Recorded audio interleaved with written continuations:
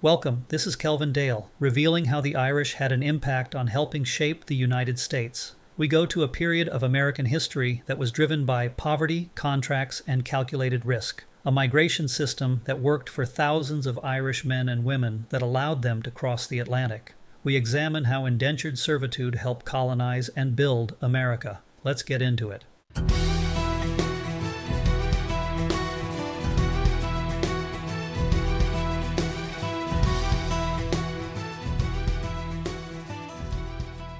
Between the early 1600s and the late 1800s, indentured servitude brought a significant portion of the labor force into colonial America, with many immigrants, including the Irish, entering through this system. Facing economic hardship, political turmoil, or limited opportunity, they signed contracts with ship owners or agents who covered the cost of their passage and necessities, then sold those contracts in the colonies to planters, merchants, or householders. These binding agreements were formalized legal documents that required the migrant to serve 4 to 7 years in exchange for transport. During the 17th century, nearly two-thirds of British settlers, which included the Irish, and more than half of all white immigrants arrived under such contracts.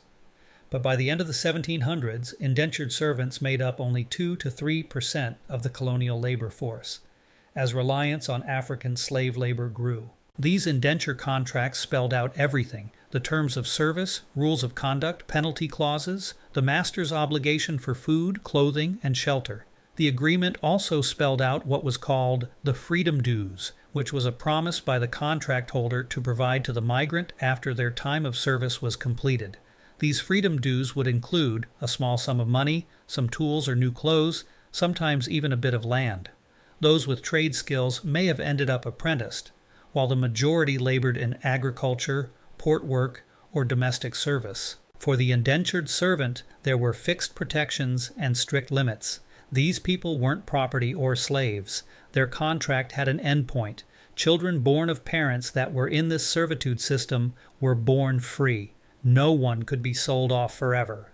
But if one was to run away during their contract, or if a woman was to get pregnant, these events often led to more time added to the work contract. The motive for agents and ship owners was profit. The money spent up front for each poor immigrant was recovered when that person's contract was sold upon their arrival in America. Planters in places like Virginia and Maryland relied on steady streams of indentured servants to do the hardest labor, especially planting and processing tobacco, and eventually other cash crops like cotton. By the end of the 18th century, the indentured servitude system had been replaced by the African slave trade, and free immigration became more common among Europeans. By 1885, the indenture system was outlawed by Congress under the Foreign Act, which made such contract agreements illegal. However, there was an exemption for domestic workers in this law for women to immigrate under agreements that were far less restrictive and for a smaller time commitment. This is actually how my own English great-grandmother came to America in order to marry my Irish great-grandfather.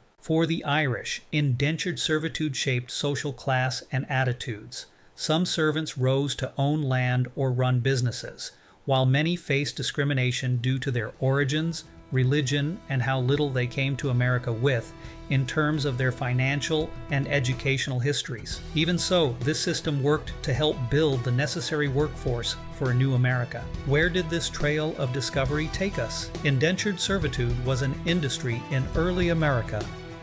This migration system gave the Irish a way to leave their poverty behind in exchange for the investment of their labor in a new country, an exchange that gave them both freedom and opportunity. Thanks so much for watching. If you are Irish, your roots are from Ireland, or would like to be among the honorary Irish, you're at the right place. Please take a moment to like, subscribe, click on the notification bell, or even leave me a comment. Until next time, keep that Irish twinkle in your eye.